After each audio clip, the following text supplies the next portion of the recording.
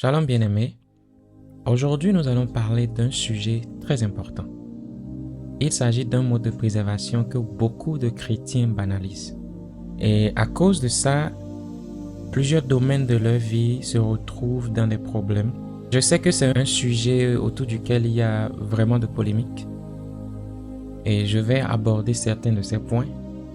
Cependant, je vous prie de me suivre jusqu'à la fin. Et comme d'habitude, prenez de quoi noter. Et votre Bible, nous allons décortiquer la parole de Dieu ensemble et découvrir ce que le Seigneur dit par rapport à ce sujet. Et je vous préviens à l'avance, il y aura beaucoup de lectures, donc serrez vos ceintures. Le sujet d'aujourd'hui, c'est comment est-ce que l'honneur du consacré préservera ta vie. Je veux dire, comment est-ce que honorer le consacré préservera ta vie. Vous savez, dans beaucoup de situations, nous approchons le sacré comme si c'était quelque chose d'ordinaire. Et pour ça, parfois nous avons des résultats ordinaires dans nos vies, ou soit nous nous fermons nous-mêmes des portes de grâce, et parfois même nous ouvrons des portes d'accès au diable dans nos vies. Quand je parle du consacré, je ne parle pas seulement des hommes de Dieu. Cependant, ça serait de l'hypocrisie que de dire qu'il n'y a pas des abus venant de certains hommes de Dieu. Mais j'ai une question pour vous. Si simplement parce que vous aviez pris une orange qui n'est point mûre et que vous vous rendez compte que cette orange est amère, est-ce que cela voudrait dire que par nature, l'orange est un fruit amer? Qu'est-ce que je veux dire par là? Il est important de séparer l'appel qu'il y a sur l'appelé et son niveau de maturité actuel. La maturité s'acquiert avec le temps, la puissance transformative de la parole de Dieu et le soutien dans la prière. Voilà quelques atouts qui peuvent aider à atteindre la maturité. Maintenant, j'ai une question.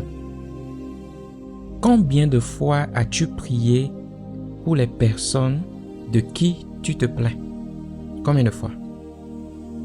Allons dans le vif du sujet. Commençons par la définition du consacré. Qu'est-ce que c'est que le consacré? On va commencer par le dictionnaire. Et selon Larousse, le consacré, au fait, c'est quelque chose qui est dédié à Dieu. Ça peut être un lieu, ça peut être un édifice. C'est quelque chose qui est réservé à un culte divin. Un exemple peut être l'autel dans le temple. Voyons voir un autre dictionnaire. Prenons le Robert.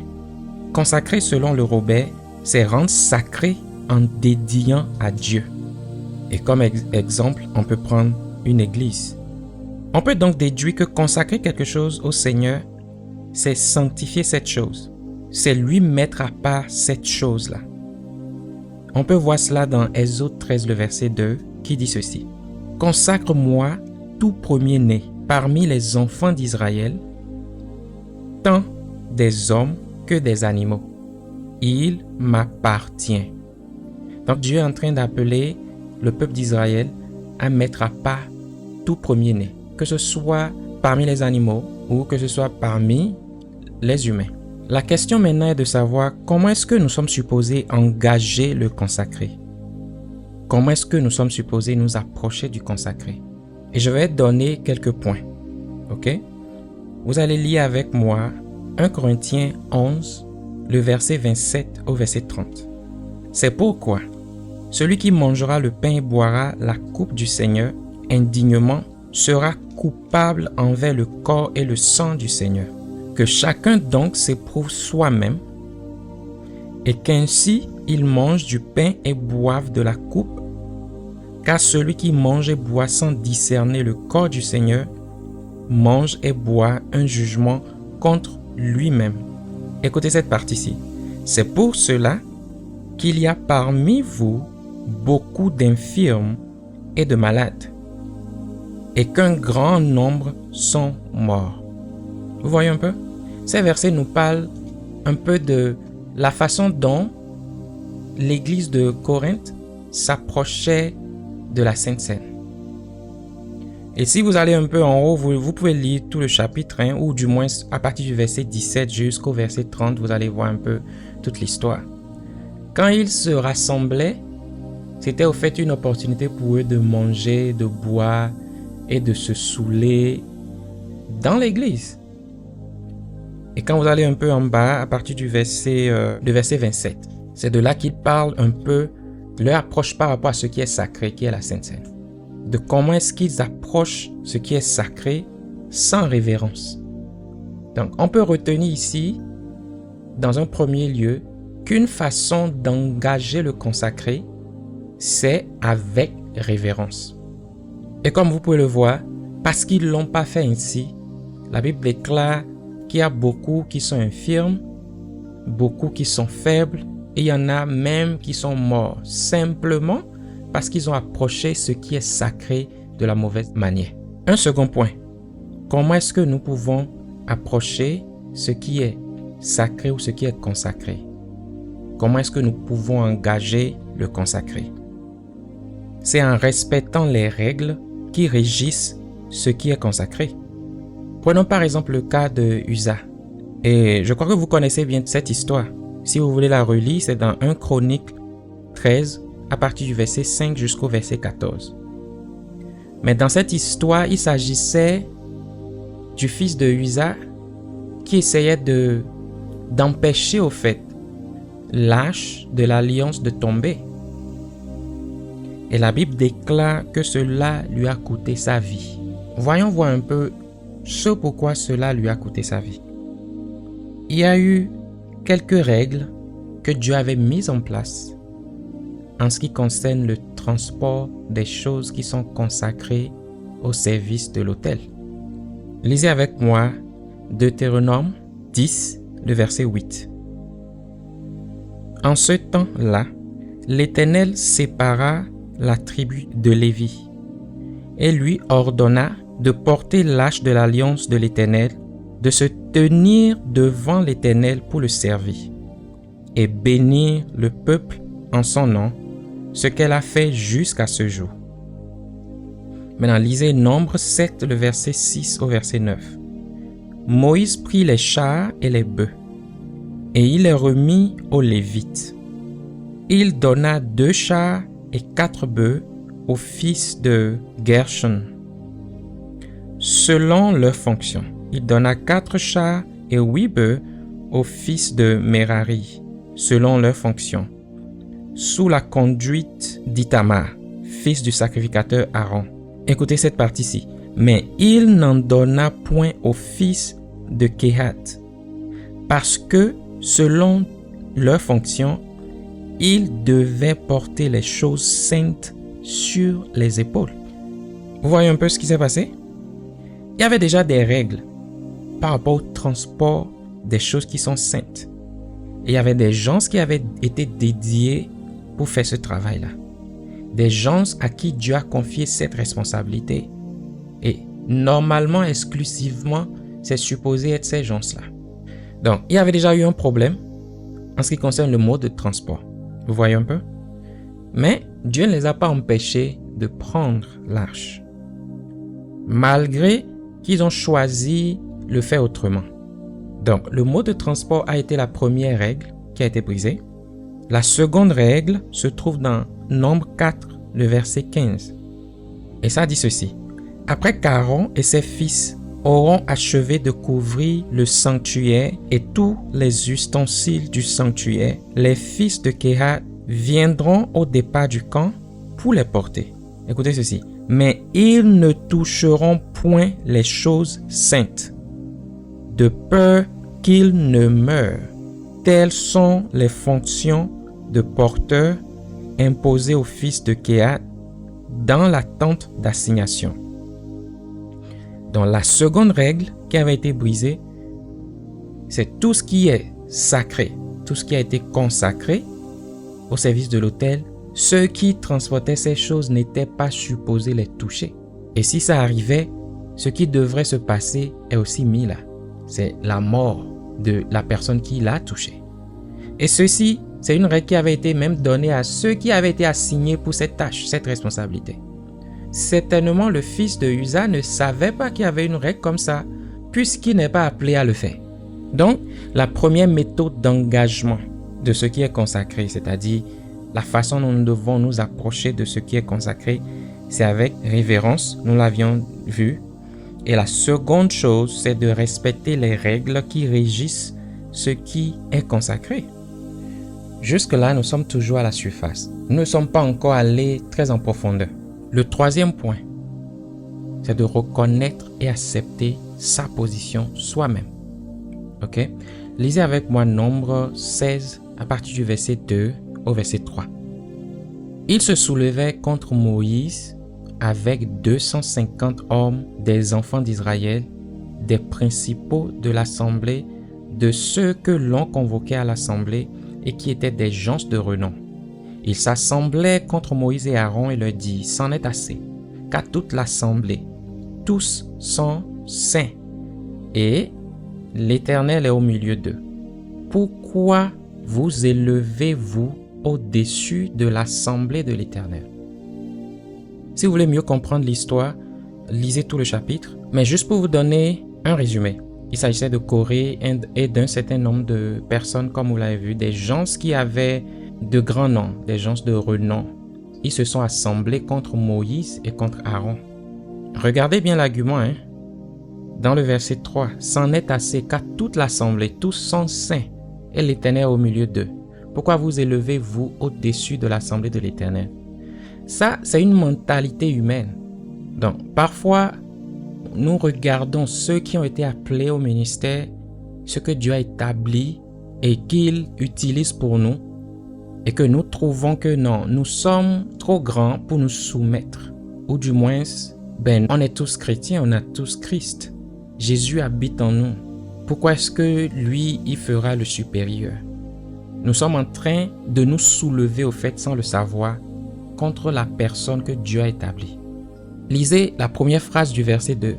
Ils se soulevèrent contre Moïse avec 250 hommes des enfants d'Israël, des principaux de l'assemblée, de ceux que l'on convoquait à l'assemblée et qui étaient des gens de renom. La Bible a appelé cela une forme de rébellion, une forme de soulèvement. Bien-aimés, ne faites jamais l'erreur de comparer votre titre dans ce monde physique avec une position que Dieu a accordée à quelqu'un dans le monde spirituel.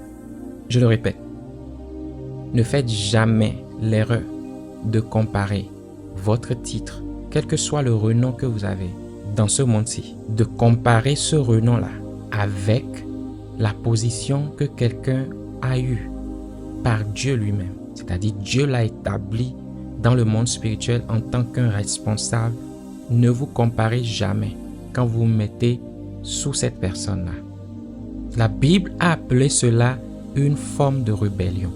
Quand vous lisez le verset 8 au verset 10, Moïse dit à Corée, « Écoutez donc, enfants de Lévi, est-ce trop peu pour vous que le Dieu d'Israël vous ait choisi dans l'assemblée d'Israël en vous faisant approcher de lui afin que vous soyez employés au service du tabernacle de l'Éternel et que vous vous présentiez devant l'assemblée pour la servir.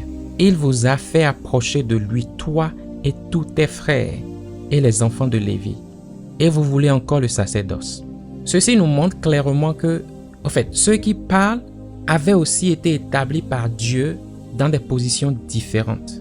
Mais on dirait que ce qui les intéresse, c'est la position que Moïse occupe, ou du moins, ils trouvent qu'ils sont trop grands pour se retrouver sous Moïse.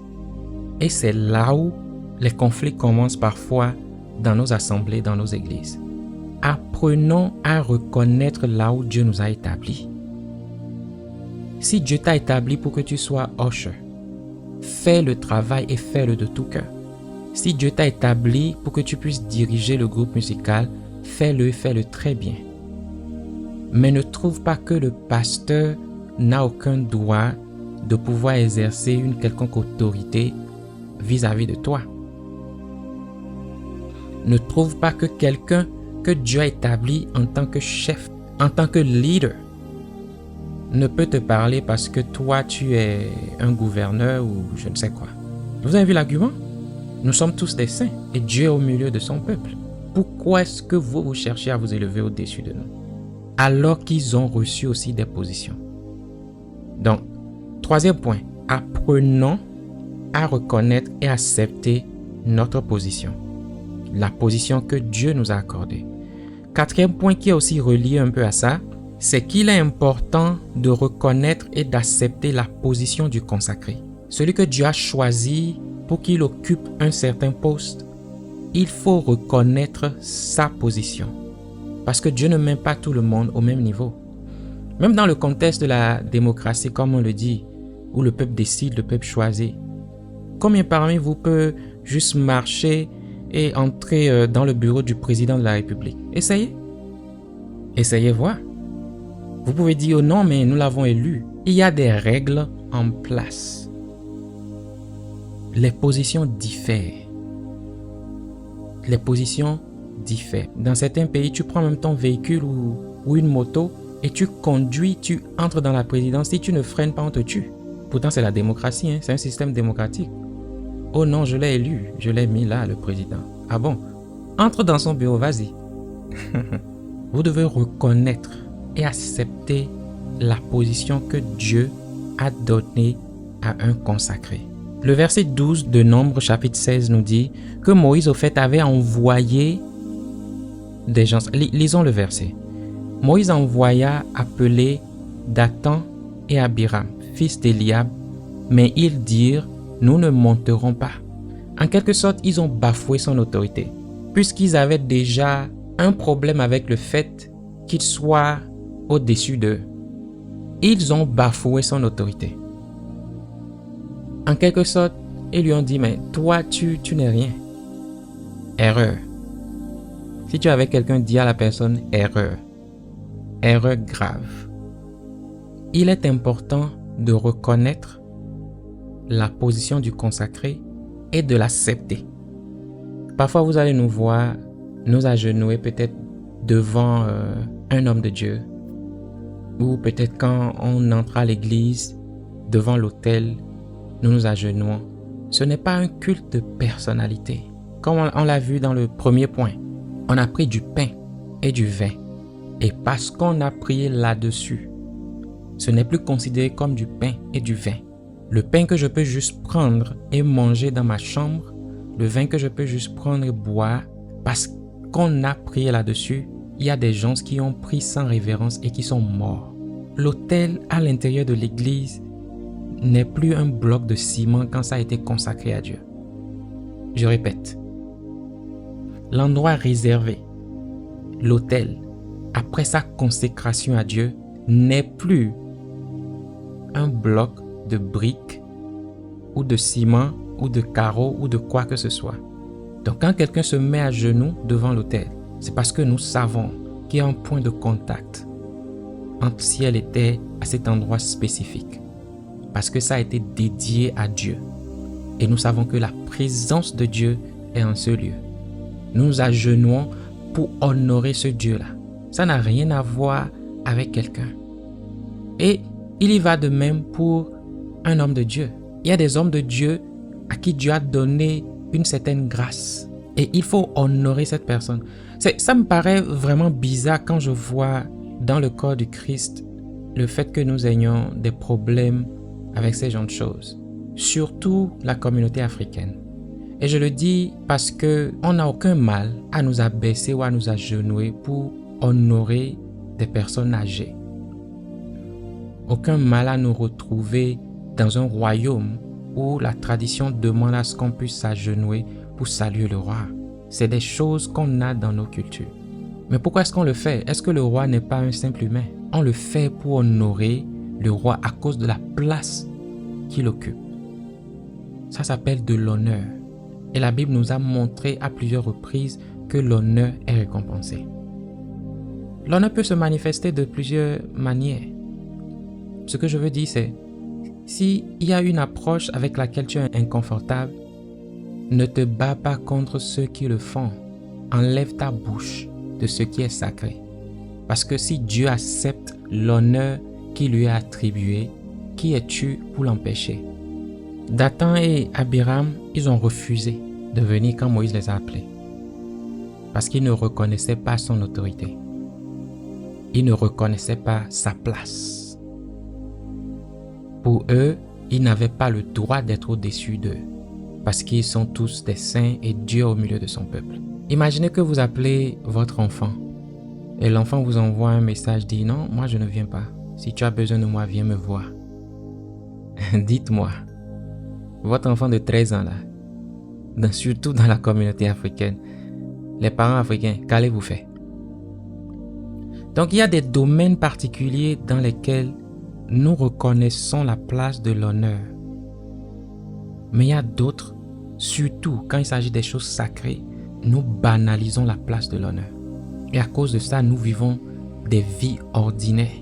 À cause de ça, il y a des domaines de nos vies qui sont impactés négativement. Vous venez de voir, non?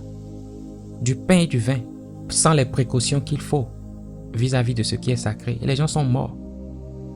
Pain et vin. La différence, c'est que ça a été consacré. Je sais qu'il y a des abus. Je ne vais pas le nier. Il y en a. Mais comme je l'ai dit au départ, faisons attention. Il y a une différence entre l'appelé et sa maturité ou son immaturité. Tout le monde n'est pas au même niveau. La marche chrétienne, on évolue avec le temps. On grandit avec le temps. On apprend à connaître Dieu avec le temps. Il y a des choses dont Dieu nous débarrasse avec le temps. Qu'est-ce que je veux dire par là? Vous pouvez avoir des chrétiens qui sont orgueilleux et qui payent le prix pour ça. Mais quand ils rencontrent Dieu dans ce domaine-là particulier de leur vie, ils sont libérés de cela.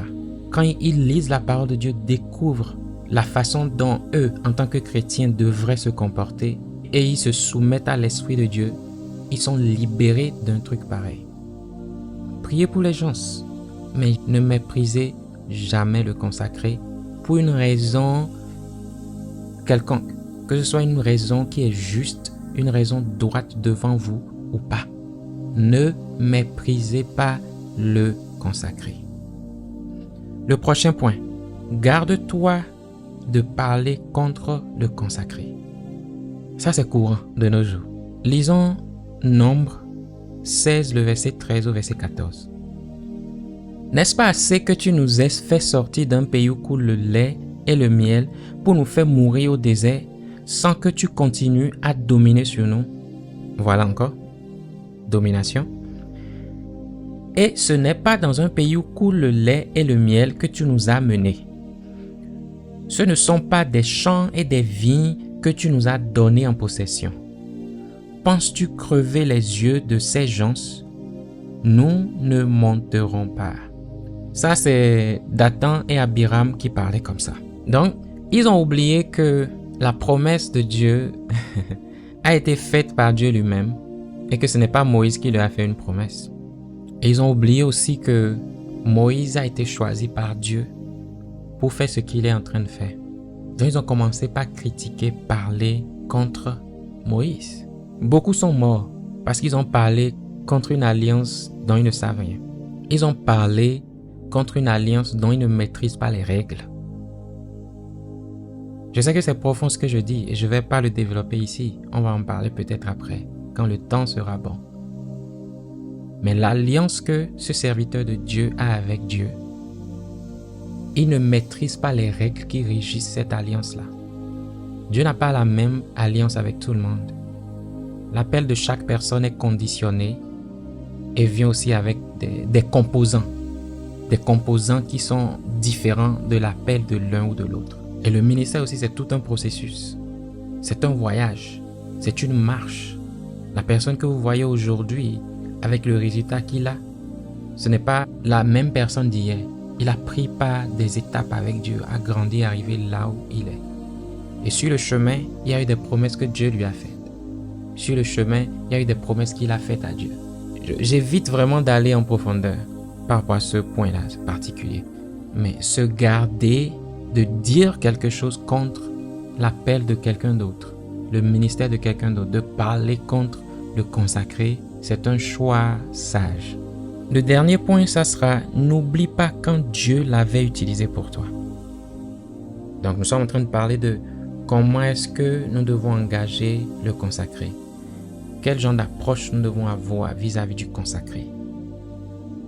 Et le dernier point, c'est ne point oublier quand Dieu l'avait utilisé pour soi. Lisez avec moi Nombre 16, le verset 13.